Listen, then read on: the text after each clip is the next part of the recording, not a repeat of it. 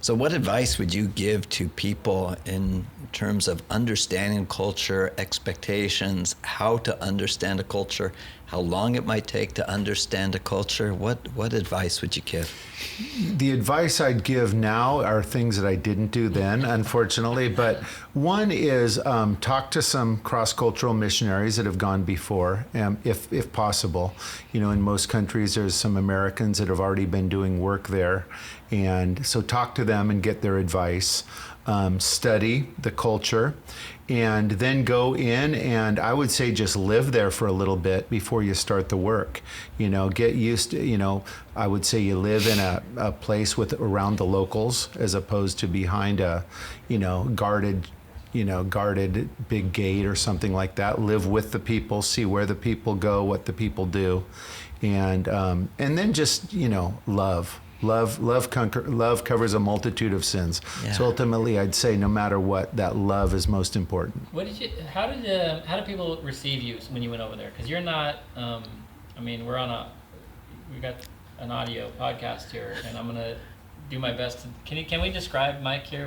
Does he look Hispanic to you, Bruce? No, he's blue-eyed and he's tall and Caucasian. Handsome and everything. Big, tall, white guy. Yeah. Big, tall, white guy.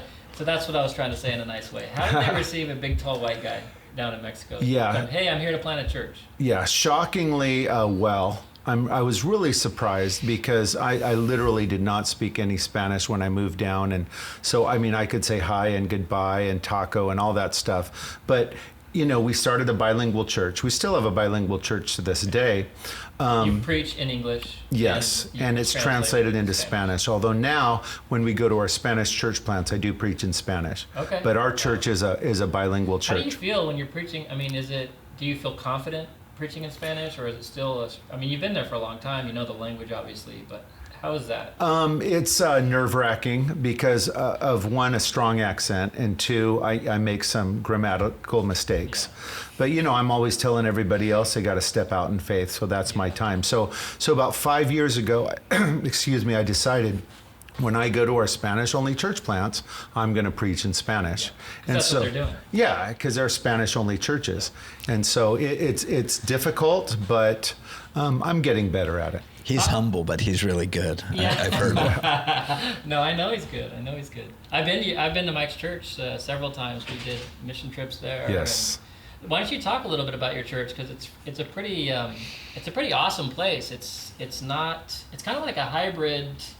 And I don't know if I'm right in saying this, maybe you can clarify. In Mexico, with the younger generation especially, there's a real move toward some of the more modern worship and kind of that sort of thing. What's it like in your church? We're newcomers to your congregation on a Sunday morning. What's it like? Yeah, so we've got a wonderful church. God has blessed us so much. So we're a border city. Just 15 miles south of the border, right on the beach. So the city of Rosarito, 150,000, 10,000 expats that have their houses on the beach, and probably about 20,000 Mexican Americans and deported guys covered in tats, just like you, by the way, Brian. And so thank you for clarifying. You haven't been deported yet, but the tats are very similar. And so when you come into our church, we're blessed to have 3 weekend services. You're going to have a really very modern worship, but it's going to be bilingual. Okay. And so, our worship's bilingual. We actually put up both sets of worship lyrics on the screens. Do you sing one verse in English, one verse in Spanish, that sort of thing? Yes, the worship team does, but we actually have both sets of lyrics up on the screens. Oh, wow. So if people want to sing the entire thing in Spanish or English, or if they want to follow with the worship team. Yeah. And just a really nice facility, and we've got a little studio and the lights and all of that stuff, and we have a really good mix of elderly, middle class, families, young adults, and youngsters as well.